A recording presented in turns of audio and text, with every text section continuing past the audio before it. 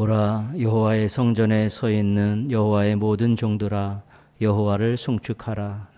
성소를 향하여 너의 손을 들고 여호와를 송축할지어다. 아멘.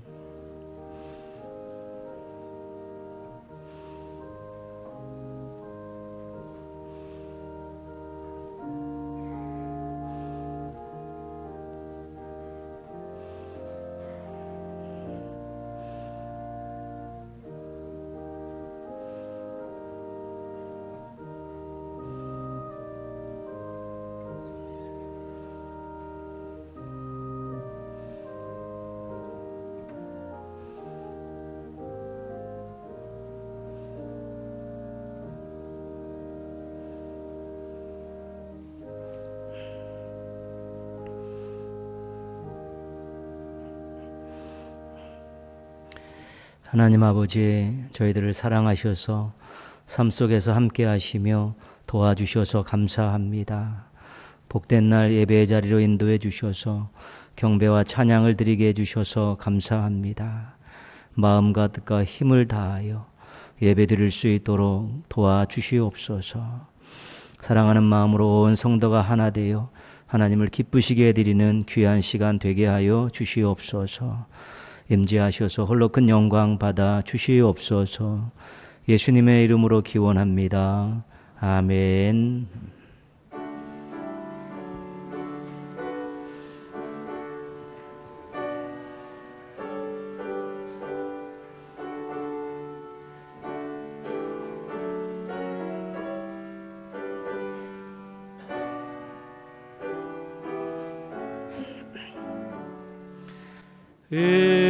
은혜로신 하나님, 우리 주 하나님, 우주 만물 만들고 우리를 택하여 사랑하는 자녀로 삼아 주신 것, 그 은혜가 고마워 찬양합니다.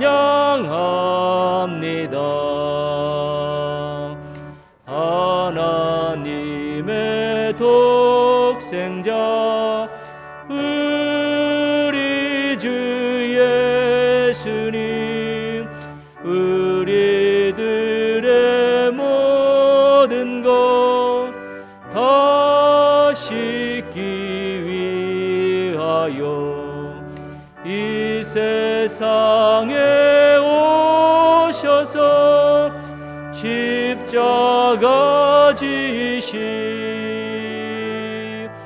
그 큰 사랑, 그 은혜 찬양합니다.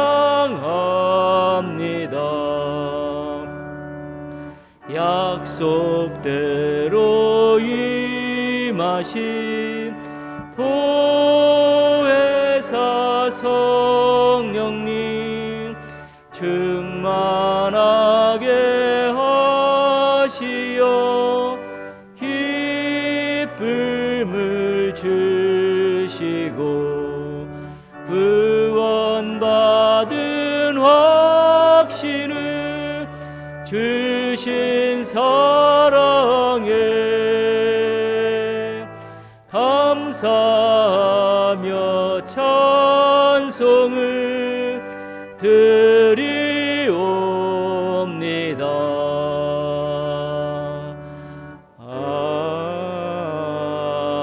아멘. 교동문 127번입니다. 교동문 127번 사순절 네 번째 말씀 함께 교독하겠습니다. 여호와를 자기 하나님으로 삼은 나라, 곧 하나님의 기업으로 선택된 백성은 복이 있도다.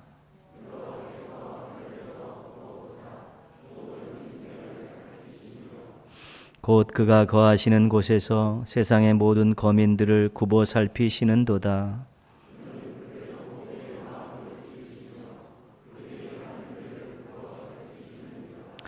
많은 군대로 구원 얻은 왕이 없으며 용사가 힘이 세어도 스스로 구원하지 못하는도다.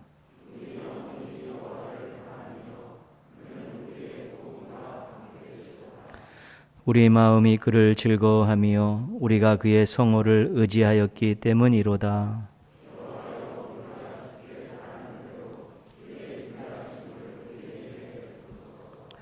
아멘. 신앙 고백합니다.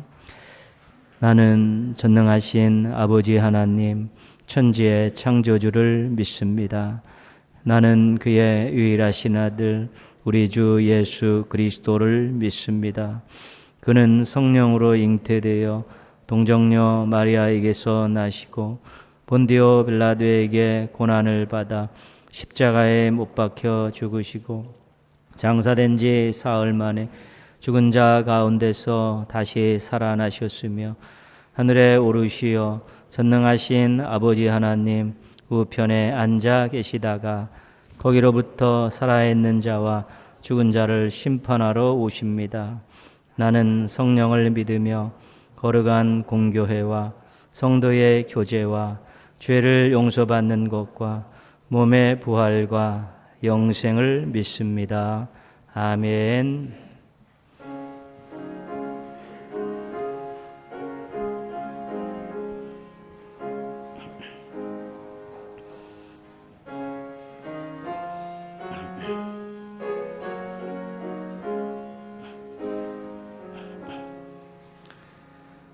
주의 사랑 비칠 때의 기쁨 오네 근심 걱정 물러가고 기쁨 오네 기도하게 하시며 희미한 것 물리쳐 주의 사랑 비칠 때 기쁨 오네 그 큰 사랑 내 맘속에 충만하게 비칠 때에 찬송하네 그 큰 사랑 내 맘속에 화평함과 기쁨 주네 그 큰 사랑 주의 사랑 비칠 때에 이 세상을 아름답고 활기차게 다 변하네 화평 중에 내 영혼 영광스런 새 생명 다시 찾게 되었네 그 큰 사랑 그 큰 사랑 내 맘속에 충만하게 비칠 때에 찬송하네 그 큰 사랑 내 맘속에 화평함과 기쁨 주네 그 큰 사랑 주의 사랑 비칠 때에 이 세상을 어둠 슬픈 중한짐이 다 사라져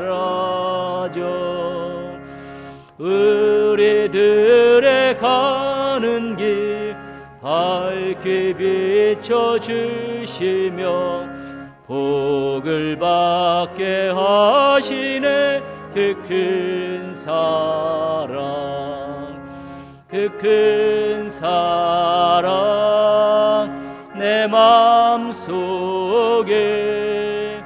충만하게 비칠 때에 찬송하네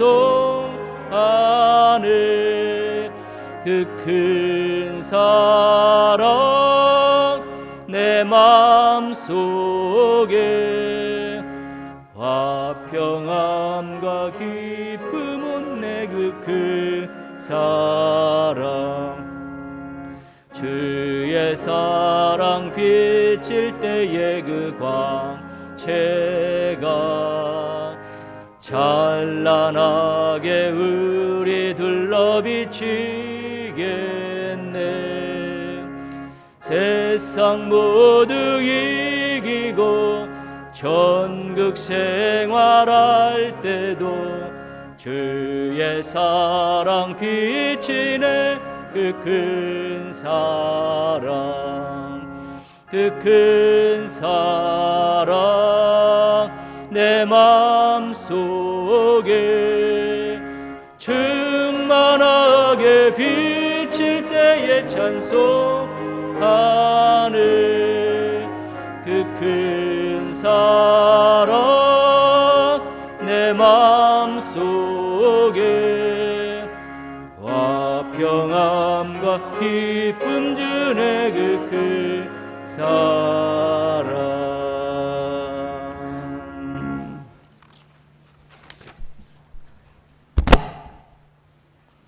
사랑의 하나님, 하나님의 크신 은혜와 사랑에 감사와 찬양과 영광을 돌립니다. 사순절 넷째 주일 아침에 하나님의 은혜와 사랑을 입은 저희들이 영과 진리로 드리는 이 예배를 기쁘게 받아 주시옵소서. 이 시간 갈보리 산 위에 험한 십자가를 바라보며 저희들을 위하여 십자가 지신 주님께 감사와 찬송을 드립니다. 예수 그리스도의 보혈로 정결케 되었고 그 보혈의 피로 값없이 의롭다 함을 얻었음을 고백합니다. 저희로 하여금 생명을 얻게 하시고 더 풍성히 얻게 하려고 이 땅에 오신 성자 예수님, 영원한 생명을 얻고 나음을 얻은 저희들이 예수님의 음성을 듣고 말씀을 따라 맡겨주신 사명을 잘 감당하며 하나님의 영광과 교회의 유익을 위해 더욱 힘써 살아가도록 인도하여 주시옵소서. 주님의 고난을 가슴 깊이 묵상하며 사순절 기간을 통하여 온 교회가 거룩하여지게 하시고 예수님의 사랑으로 충만한 교회가 되기를 원합니다.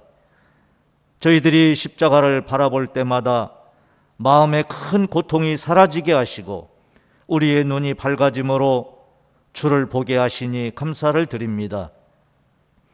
저희에게 산 소망이 되시려 첫 열매로 다시 사신 주님을 의지하며 이제 저희도 부활의 열매가 되는 날을 사모하여 주 오시는 그날까지 여전한 믿음을 지킬 수 있도록 인도하여 주시옵소서. 주님의 놀라운 은혜를 덧입은 것으로 끝나는 것이 아니라 이제 그 은혜를 이웃에게 전파하고 나누어 줄 수 있도록 인도하여 주시옵소서. 하나님 때문에 여유와 섬김과 나눔이 있는 멋진 삶을 살게 하시고 믿고 의지하는 삶이 인생의 큰 복임을 깨닫게 하시고 하나님 때문에 힘차고 밝은 모습으로 살아가는 믿음의 가족들이 다 되도록 인도하여 주시옵소서. 사랑하며 섬기는 저희 교회가 예수 그리스도의 복음을 높이 드는 교회 되기를 원합니다. 주님의 고난을 생각하며 제자들의 발을 씻기신 주님을 본받게 하시고 십자가의 사랑으로 이웃을 부유케 하는 삶이 될 수 있도록 이끌어 주시옵소서. 세속적으로 배불러가는 교회가 되지 않게 하시고 탐심에서 벗어나 모든 것을 내어줌으로써 영적으로 가난한 자들을 부유케 하는 살아있는 교회가 되게 하시옵소서. 큰 교회가 아니라 큰 믿음이 살아있는 역동적인 교회에서 올해 표어처럼 전심전력하는 공동체가 되도록 인도하여 주시옵소서. 코로나19로 인하여 경제적, 정신적으로 몹시 힘이 듭니다. 주님만이 지혜할 수 있음을 믿사오니 십자가의 은혜로 건져주시고 일상이 회복되게 하시고 감사와 찬양을 드리는 저희 모두가 되도록 인도하여 주시옵소서. 또한 원치 않는 질병으로 고통받는 교우들에게 따뜻한 치유의 손으로 만져주셔서 기뻐 뛰며 하나님께 감사와 감격과 간증이 넘치도록 인도하여 주시옵소서. 이 시간 말씀 전하실 목사님께 성령님 함께 하셔서 생명의 메시지를 전하게 하시고 말씀을 듣는 중에 저희들을 향하신 하나님의 뜻을 깨닫게 하시고 상처받은 영혼을 치유하여 주시며 잃었던 용기를 되찾게 하여 주시옵소서. 예수 그리스도의 이름으로 기도드립니다. 아멘.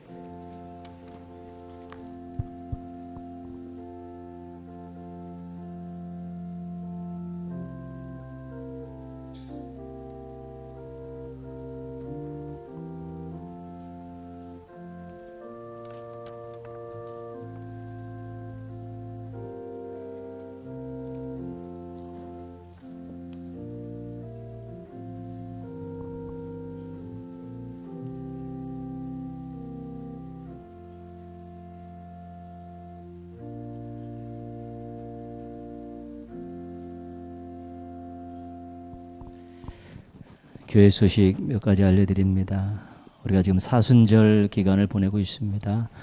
이번 사순절 기간에는 우리가 저녁 9시에 또 이렇게 있는 자리에서 한 10분씩 나라와 교회와 성도를 위해서 기도하는 시간 같습니다.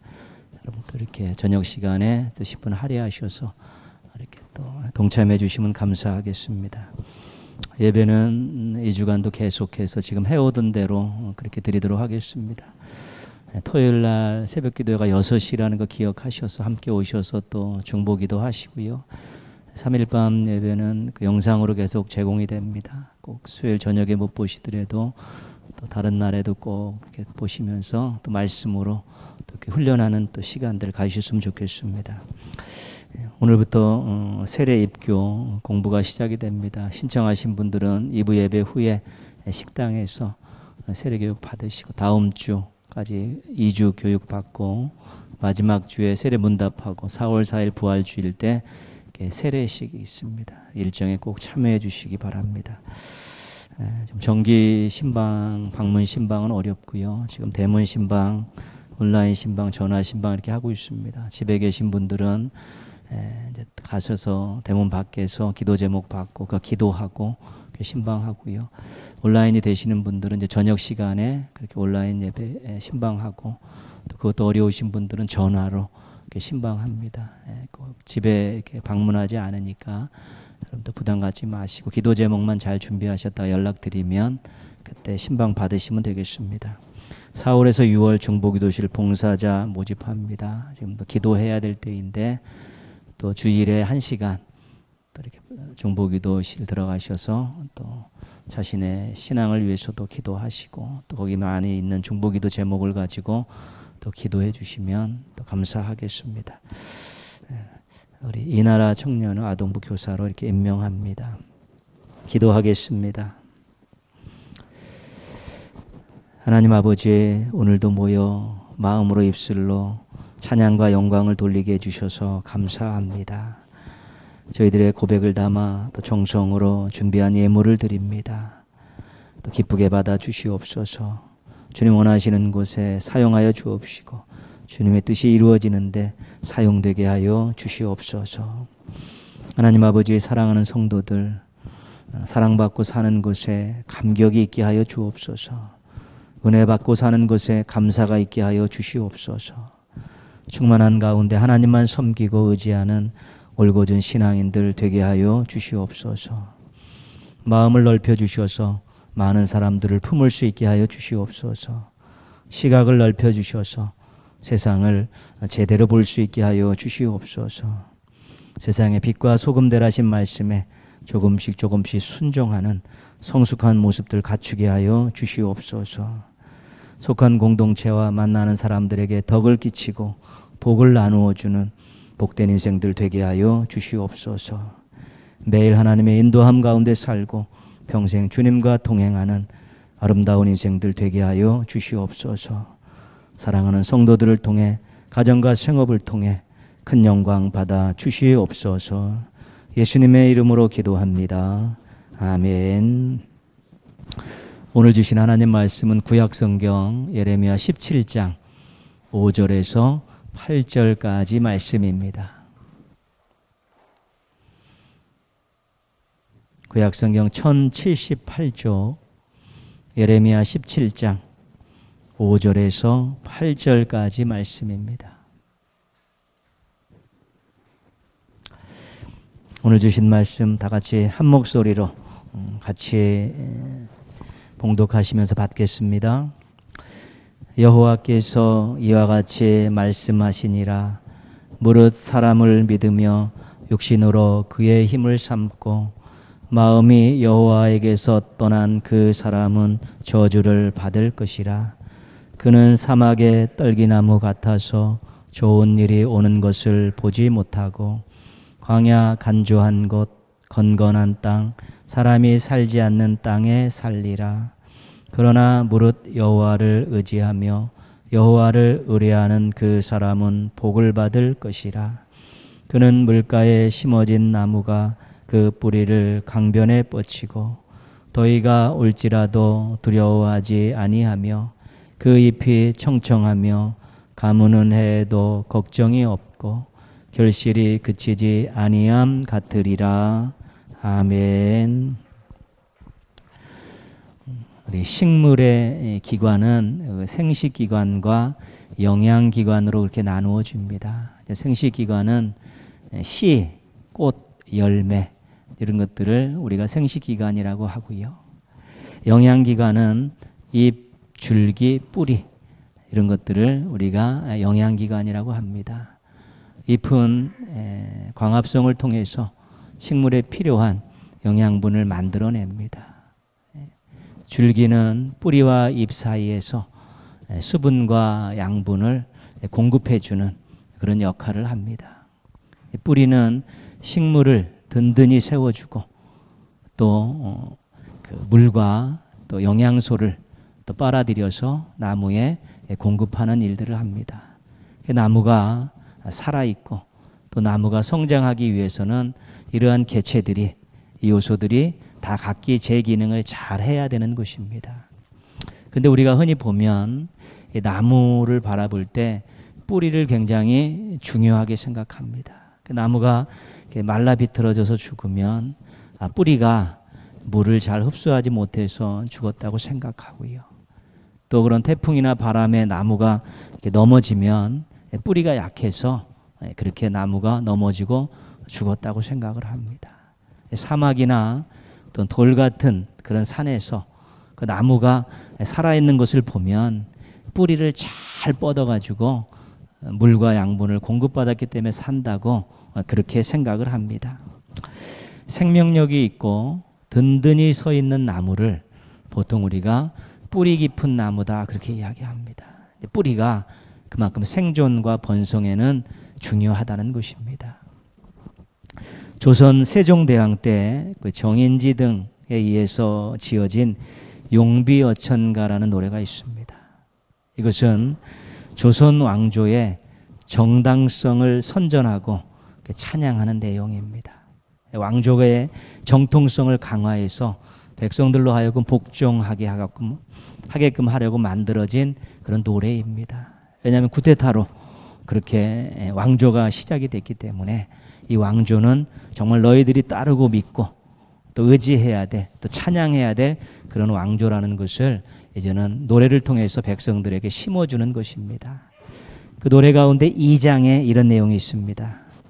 뿌리 깊은 나무는 바람에 안이 움직이니 꽃 좋고 열매 만나니 샘이 깊은 물은 가뭄에 그치지 아니하니 내를 이뤄 바다에 가나니.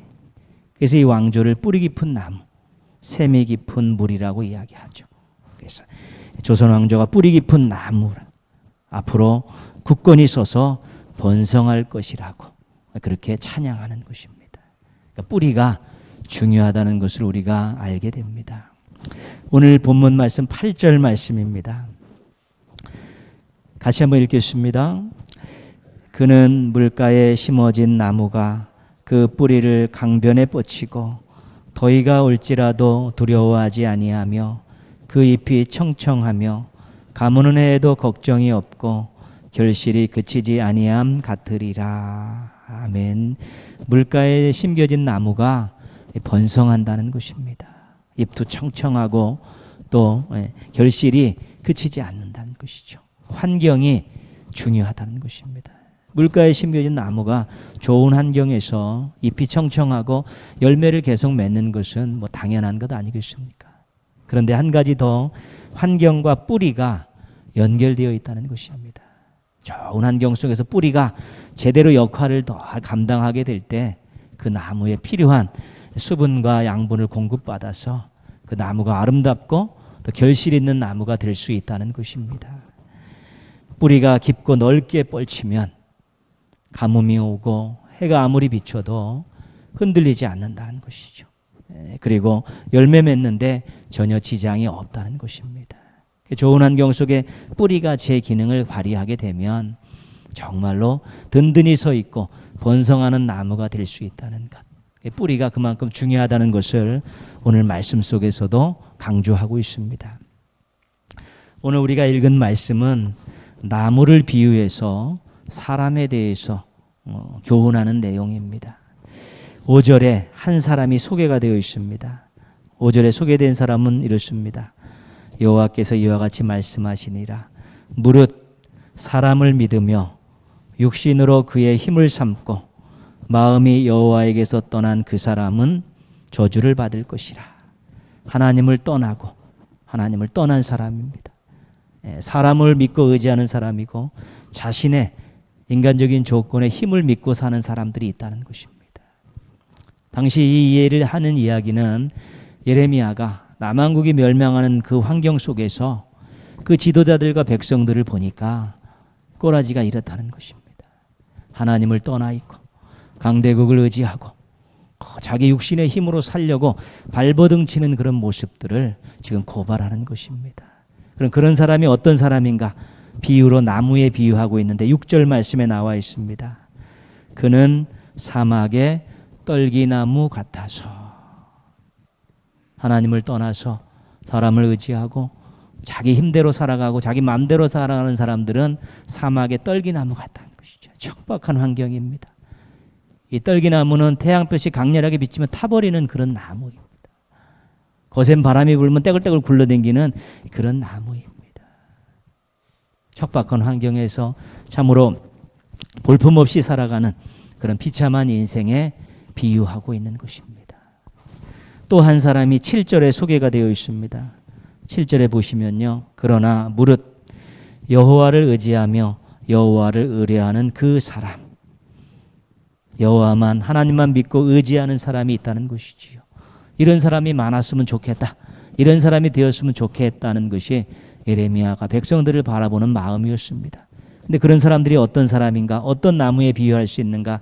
우리가 읽었던 8절 말씀입니다. 그는 물가에 심어진 나무. 하나님만 의지하고 의뢰하고 신뢰하고 사는 사람은 물가에 심겨진 나무와 같은 인생이라 그런 것이죠.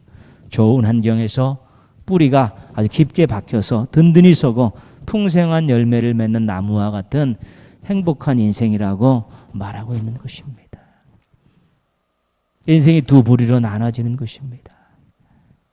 하나님을 떠나서 사람들을 의지하면서 자기 힘대로 자기 뜻대로 살아가는 한 부류가 있고 하나님만 믿고 의지하는 한 부류가 있다는 것입니다.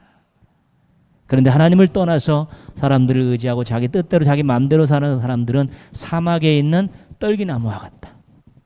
하나님만 믿고 의지하는 사람들은 물가에 심겨진 나무와 같다.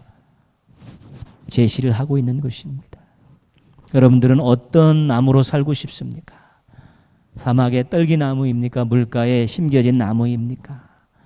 우리가 어떤 나무로 사는 것은 우리가 하나님에 대해서 어떤 선택을 하고 어떤 행동을 하느냐에 따라 달라지는 것입니다. 바라기는 여러분 모두가 물가에 심겨진 나무와 같은 인생 되기를 축복합니다. 먼저 우리 환경에 대해서 알아보겠습니다. 우리가 이 땅을 살아가면서 사막과 같은 환경 또는 물가와 같은 환경을 어디서 찾을 수 있습니까? 지리적으로 장소적으로 그런 데는 없습니다. 그리고 상황을 가지고 판단할 수도 없습니다. 화려하고 풍성하다고 좋은 환경이 아닙니다. 열악하고 빈곤하다고 나쁜 환경도 아닙니다. 우리 신앙인이 환경을 말할 때는 하나님과 어떤 관계로 살고 있느냐로 그 환경을 판단하는 것입니다. 아무리 살기 좋고 여건이 좋아도 하나님과의 관계가 단절되면 그 삶의 터전은 사막과 같은 것입니다. 아무리 빈곤하고 힘든 일이 있는 그런 환경이라도 하나님과의 관계가 좋고 원활하면 거기선 물과 같은 환경이 될 수 있는 것입니다. 우리 신앙인들이 이것을 착각하면 큰일 나는 것입니다. 이 땅에 어떤 지상낙원과 같은 환경이 좋아지면, 살만 나는 환경을 만들면 거기가 정말 천국 같은 거라고 생각하지. 또 환경이 어렵고 불편하면 나는 정말 지옥 같은 삶을 산다고 생각하는 그런 생각들이 우리 신앙을 멍들게 하는 것입니다. 내가 있는 삶의 터전에서 내가 하나님과 어떤 관계를 맺고 있느냐에 따라서 나의 삶의 환경이 좋은 환경이냐 안 좋은 환경이냐를 결정하는 것입니다. 하나님을 떠난 사람이 아무리 좋은 환경에 있다 그래도 하나님께 공급받는 것이 없는데 거기서 무엇을 누릴 수 있습니까? 조금 열악한 환경이지만 하나님께 무한 공급받는 것이 있으면, 그 통로가 개설되어 있으면 그 환경은 좋은 환경이라고 이야기하는 것입니다.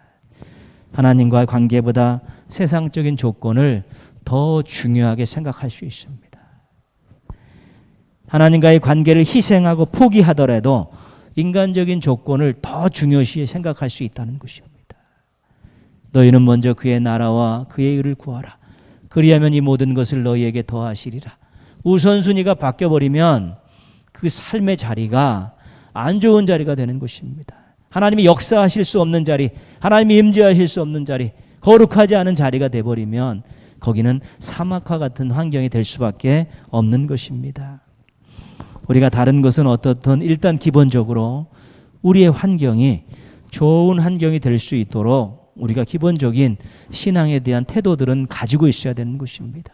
첫 번째는 하나님을 인정하는 것입니다. 하나님이 그냥 기독교의 신이다 그런 거 말고요. 하나님이 나를 사랑하시고 나를 만드시고 나를 사랑하시는 나의 하나님이라는 분명한 인정이 있어야 되고요. 두 번째는 하나님을 의식하고 살아야 됩니다. 하나님을 나를 바라보고 계시고 내가 하나님 앞에서 살고 있다는 의식이 있어야 되는 것이고, 세 번째는 하나님의 뜻대로 살고자 하는 노력들이 있어야 되는 것입니다. 그럴 때 우리가 기본적으로 하나님으로 인한 좋은 환경 속에 새로운 희망을 가질 수 있는 환경들을 우리가 가꾸어 놓는 것입니다. 하나님을 인정하지 않는 사람들 무지기 많습니다. 무수히 많습니다. 하나님을 의식하지 않고 살아가는 신앙인들도 있습니다. 하나님의 뜻대로 살지 않고 내 맘대로 내 뜻대로 살고자 하는 그런 사람들도 굉장히 많습니다. 그러나 그런 생각들을 갖고 살면 하나님으로부터 무언가를 얻을 수 있는 환경적인 요인들은 만들지 못하는 것입니다. 하나님 인정하고 하나님 의식하고 하나님 뜻대로 살려고 하는 몸부림이 있으면 우리 하나님과의 관계가 개설되어 있고 하나님의 은혜의 울타리 안에 사는 것입니다. 그래야지만이 그 다음을 기대할 수 있는 것입니다. 그 다음이 뭐냐면 뿌리입니다. 좋은 환경에서 뿌리가 제 역할을 감당할 때 나무가 생존하고 번성하는 것을 우리가 보게 됩니다. 나무의 뿌리가 수분과 영양소를 흡수해서 저장했다가 이것을 줄기를 통해서 나무에 보내는 것입니다. 잎에도 가고 열매에도 가고 그러는 것입니다. 뿌리는 저장소입니다. 탱크입니다. 탱크. 우리 신앙인들이 신앙의 뿌리에 저장해야 될 것이 있습니다. 오늘 그 두 가지만 이야기합니다. 첫 번째, 우리의 신앙의 뿌리에 저장해야 될 것은 말씀입니다. 시편 1편 3절입니다. 그는 시냇가에 심은 나무가 철을 따라 열매를 맺으며 그 잎사귀가 마르지 아니함 같으니 그가 하는 모든 일이 다 형통하리로다. 좋은 환경에서 번성하는 나무를 이야기하고 있습니다. 근데 어떤 사람을 비유하는 거냐면 2절 말씀에 나와 있습니다. 시편 1편 2절입니다. 오직 여호와의 율법을 즐거워하여 그의 율법을 주야로 묵상하는도다. 하나님의 말씀을 즐거워하고 하나님의 말씀을 읽고 듣고 묵상하고 또 깨닫는 이런 것들을 즐거워하는 사람들, 이런 사람들이 물가에 심은 시냇가에 심은 나무 같은 인생이 된다는 것입니다. 신앙의 뿌리에 말씀이 저장되면 놀라운 일들이 일어나는 것입니다. 이브리서 4장 12절에서 하나님의 말씀은 살아있고 활력이 있어 그렇게 이야기합니다.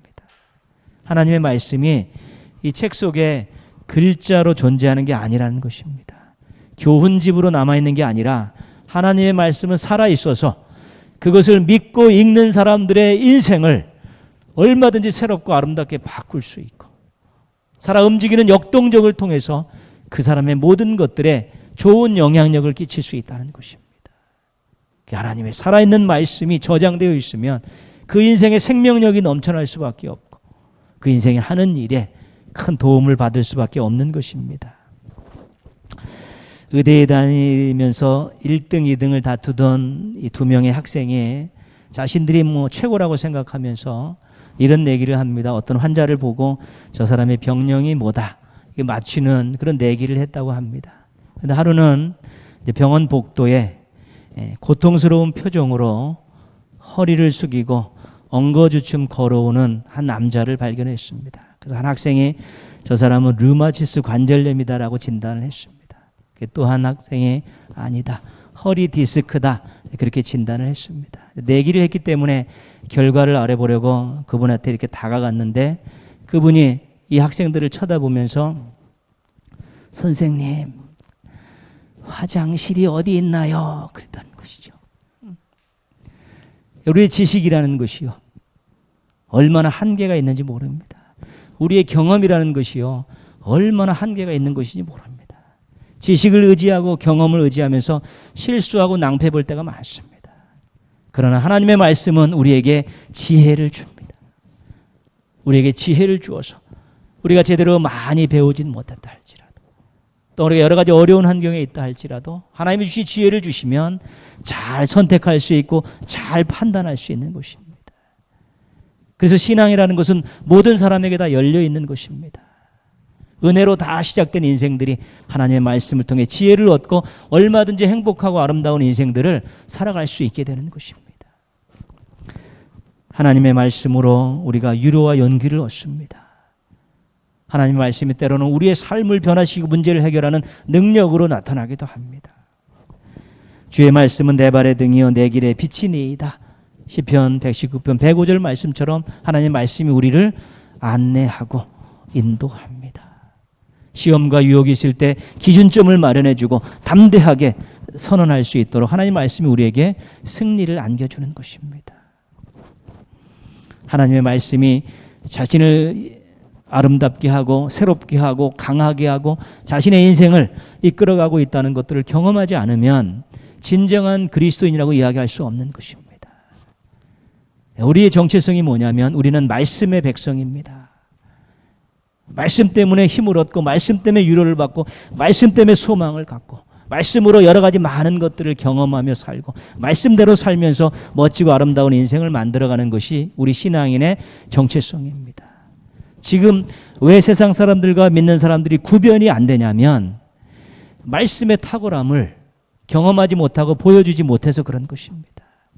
우리가 다른 사람들과 믿지 않는 사람들과 구별되는 여러 가지 가운데 가장 중요한 것은 우리가 말씀에 붙들려 살면 생각하는 바, 말하는 바, 행동하는 바가 다 틀리고 고난을 처리하는 방식들도 다 다르고요. 유혹 앞에 욕심 앞에서 그것들을 넘어가고 이겨내는 방법들도 다 다르기 때문에 매력이 있는 것입니다. 무언가 기대하는 것이 있는 것입니다. 그런데 전부 다 살아가는 방식들이 비슷하고 자녀를 키우는 것도 비슷하고 재물을 쓰는 것도 비슷하고 이러니까 매력도 없고 아무것도 없으니까 구별이 안 되는 것입니다.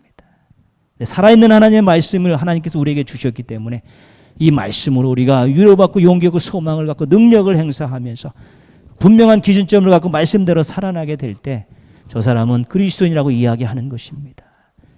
그래서 우리의 정체성이 말씀에 있다는 것 잊지 않아야 되는 것입니다. 그런데 말씀을 매일 읽어도 표가 잘 나지 않습니다. 그거 한번 안 읽는다고 또 큰 일이 일어나는 것도 아닙니다. 말씀을 또 이렇게 매일 성실하게 읽어가는 것들, 또 묵상하고 공부하는 것들이 그렇게 만만하지 않습니다. 바쁘니까요. 또 여러 가지 많은 또 생각들이 오고 가니까요. 여기에 함정이 있는 것입니다. 야, 그거 뭐 매일 읽는다고 뭐 별반 변함이 있냐? 그거 한 번 안 읽는다고 문제 생기냐? 이런 유혹들이 늘 오는 것입니다.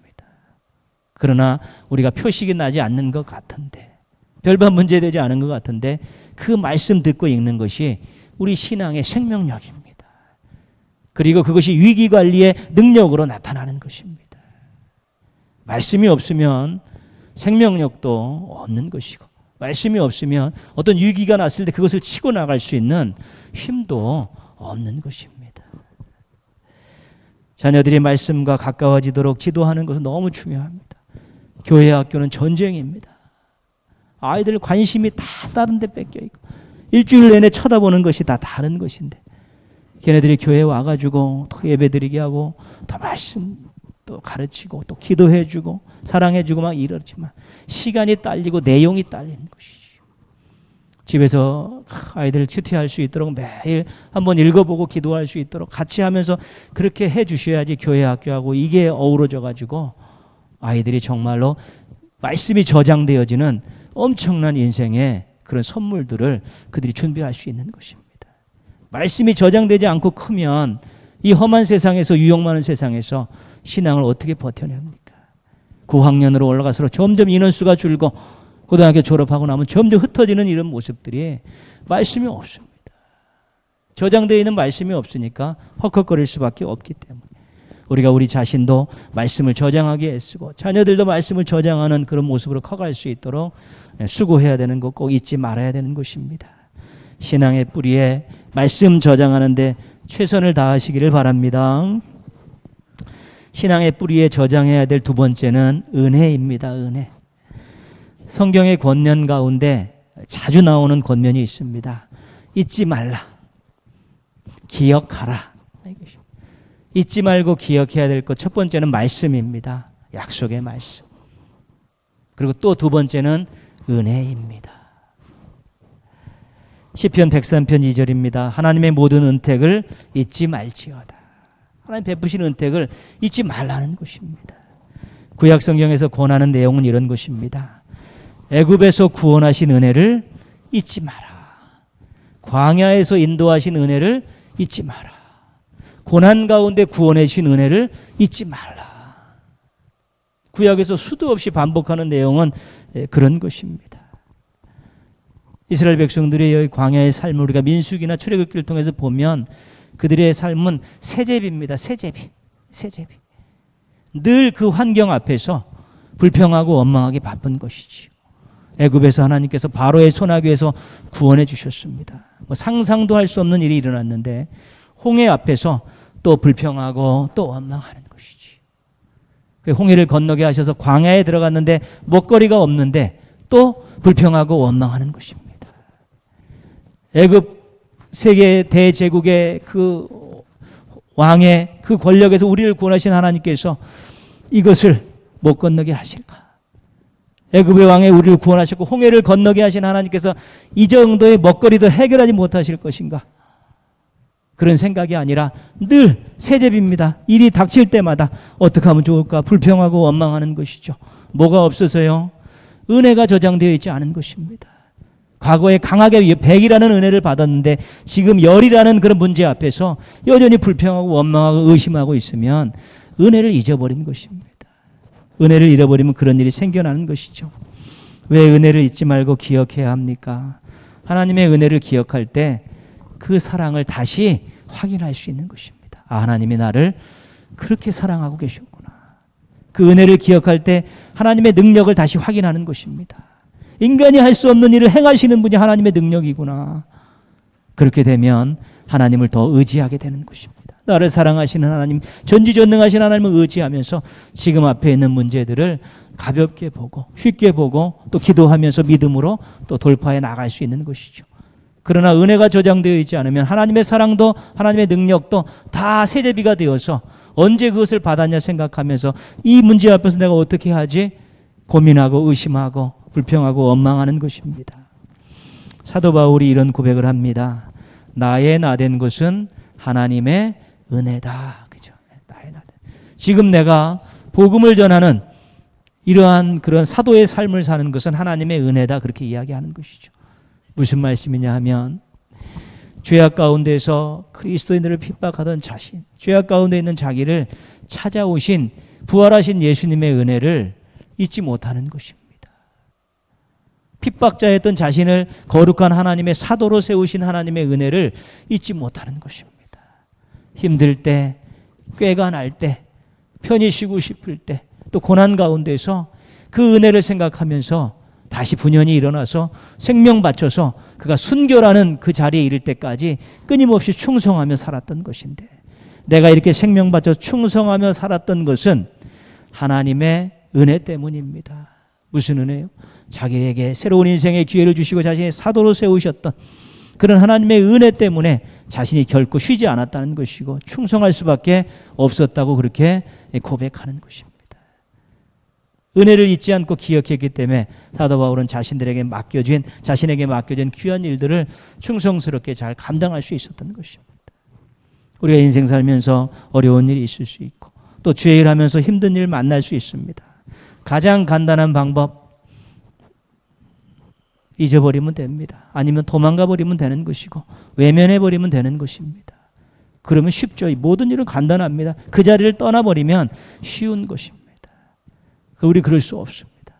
베푸신 은혜를 알기 때문에, 그 은혜 때문에 살아왔음을 알기 때문에 어렵고 힘들어도 그 자리를 지키고, 어렵고 힘들어도 그런 삶을 살아내고, 어렵고 힘들어도 그런 모든 일들을 부딪히면서 해결하는 것입니다. 그럴 수 있는 것입니다. 왜요? 하나님의 사랑과 능력이 여전히 함께 하심에 대한 확신이 있으면 그럴 수 있는 것입니다. 은혜는 어디서나 받을 수 있습니다. 장소 불문입니다. 은혜는 언제든지 받을 수 있습니다. 시간과 시기에 상관이 없습니다. 은혜는 그렇기 때문에 평생 받을 수 있는 것이죠. 받아왔고 지금 받고 있고 앞으로도 받을 수 있는 것입니다. 최고의 선물입니다.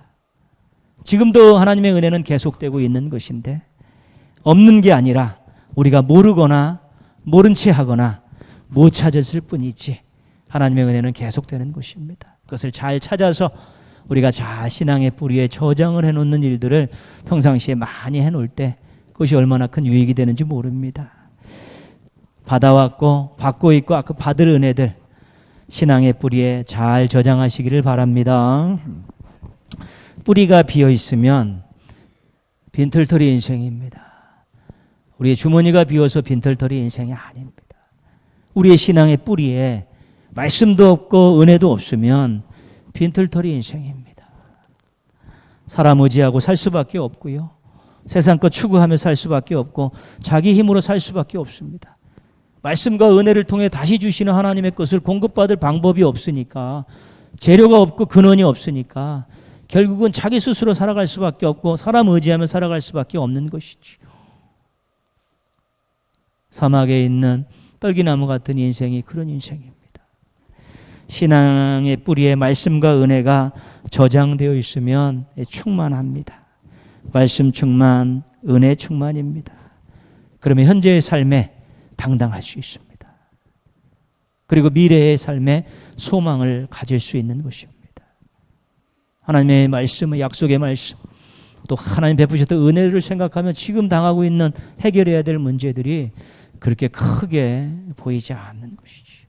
앞으로 계획하고 준비하는 일들이 있는데 하나님으로부터 아무것도 공급받지 못하면 내가 저걸 할 수 있을까? 어떻게 갈까? 어떻게 할까인가? 늘 고민하고 회의할 수밖에 없지만 말씀과 은혜가 작동하기 시작하면 하나님이 인도하실 것이다. 하나님이 도와주실 것이다. 나를 구원하신 하나님, 나의 어려움을 극복하게 하신 하나님, 또 나에게 이런 약속의 말씀을 주신 하나님을 알게 되면서 더 신뢰하고 더 믿음을 가지고 소망을 가지고 노력하며 살 수 있게 되는 것입니다. 말씀은 언제든지 채울 수 있습니다. 여러분, 우리가 마음을 안 먹어서 그렇지, 시간을 안 내서 그렇지, 말씀 언제든지 채울 수 있습니다. 못 들으면 언제든지 말씀 들을 수 있고, 조금만 시간 내면 말씀 공부 얼마든지 할 수 있습니다. 굉장히 은혜죠. 언제든지 채울 수 있습니다. 말씀은. 은혜는 평생 받을 수 있습니다.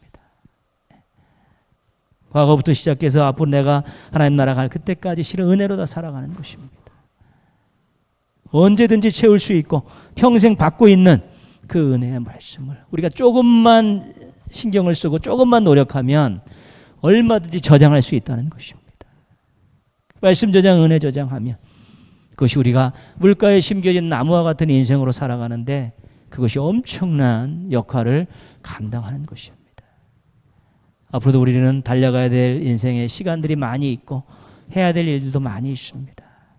그러니까 정말 우리의 신앙의 뿌리에 말씀과 은혜를 든든히 많이 저장해 놓으면 우리 인생이 정말 물가에 심겨있는 나무와 같은 인생이 될 수 있고 또 그 그늘로 열매로 또 다른 사람과 공동체에 유익을 끼칠 수 있는 멋진 인생들이 될 수 있는 것입니다. 언제든지 채울 수 있으니까 말씀 잘 채우십시오. 지금도 우리가 은혜 가운데 살고 있으니까 은혜 잘 저장하십시오. 말씀과 은혜 잘 간직하고 저장하셔서 우리 물가에 심기운 나무와 같이 생명력 있고 풍성한 삶을 살아가는 우리 멋진 신앙인들 되시기를 주님의 이름으로 축원합니다. 기도하겠습니다. 우리 한번 같이 기도하실 때요, 언제나 채울 수 있는 말씀 시간 내서 의지를 가지고 늘 또 간직하고 저장하게 해달라고, 또 늘 받고 있는 은혜 잊어버리지 말고 또 잘 간직하고 저장하게 해달라고, 그래서 충만한 인생 되고 물가에 심기운 나무와 같은 생명력 있고 영향력 있는 그런 인생 살아갈 수 있게 해달라고, 무관심 게으름에서 벗어날 수 있게 해달라고요. 우리 한번 같이 기도하겠습니다. 하나님 아버지, 오늘도 말씀 앞에 세워주셔서 감사합니다. 하나님 아버지, 저희가 정말 언제든지 채울 수 있는 말씀, 또 평생 받아오고 있는 이 은혜 결단코 소홀히 여기지 않게 하여 주옵시고 또 잘 간직하고 잘 채울 수 있게 도와주시기를 원하옵고 기도합니다. 하나님, 저희들의 무관심 때문에 또 저희들의 게으름 때문에 이런 일들 또 소홀히 여기고 또 하찮게 여기는 일 절대로 하지 않게 하여 주옵시고 잘 저장해서 말씀과 은혜 때문에 저희들이 정말 현재 당당하고 소망을 가지고 살게 하여 주옵시고 충만한 인생이 물가에 심겨진 나무와 같이 생명력 넘치고 영향력 있는 그런 삶을 살아갈 수 있도록 도와주시옵소서. 하나님, 오늘까지 저희들을 인도해 주셔서 감사합니다. 앞으로도 남은 인생 정말 복된 인생 살게 하여 주옵시고 멋진 인생 살게 하여 주옵시고 살만나는 인생 살게 하시고 주변의 공동체와 사람들에게 또 좋은 영향력을 끼치면서 더불어서 함께 멋지게 살아가는 인생들 되게 하여 주시옵소서. 하나님께서 늘 함께 하여 주옵시고 매일의 삶 가운데서 저희가 그런 저장하는 일들을 잘할 수 있도록 도와주시옵시고 그러한 또 수고와 헌신을 통해서 아름다운 인생, 멋진 인생, 복된 인생 살고 하나님께 큰 기쁨을 안겨드리는 삶을 살아갈 수 있도록 도와주시옵소서. 주님 함께 하여 주옵소서. 예수님의 이름으로 기도합니다. 아멘. 545장 찬송합니다.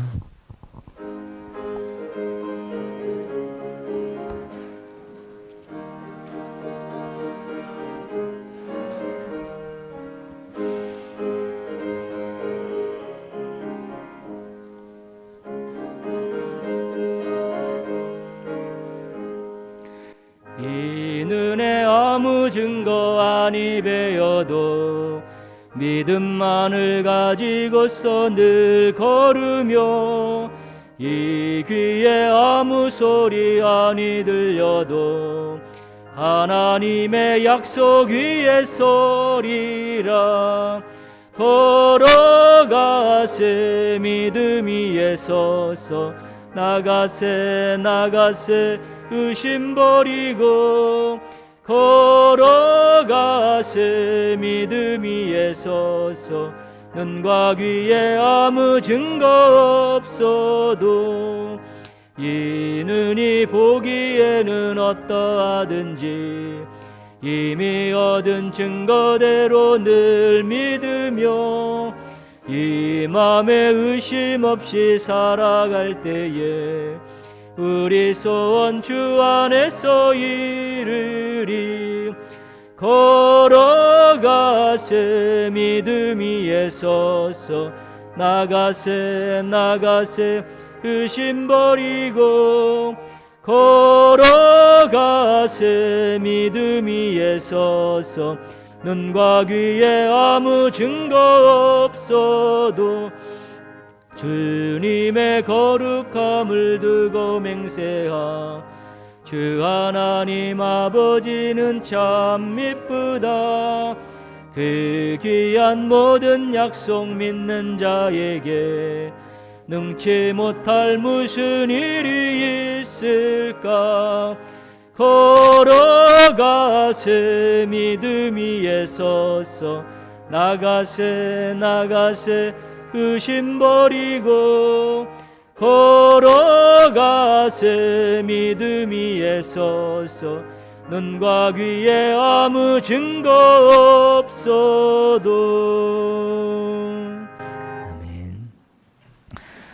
이제는 우리 구주 예수 그리스도의 은혜와 아버지 하나님의 사랑과 성령님의 능력이 예배자로 하나님의 백성으로 하나님께 기쁨을 드리며 살겠다고 다짐하는 믿음의 가족들과 이들의 가정과 생업과 기도 제목 위에 함께 하시기를 축원하옵나이다. 아멘.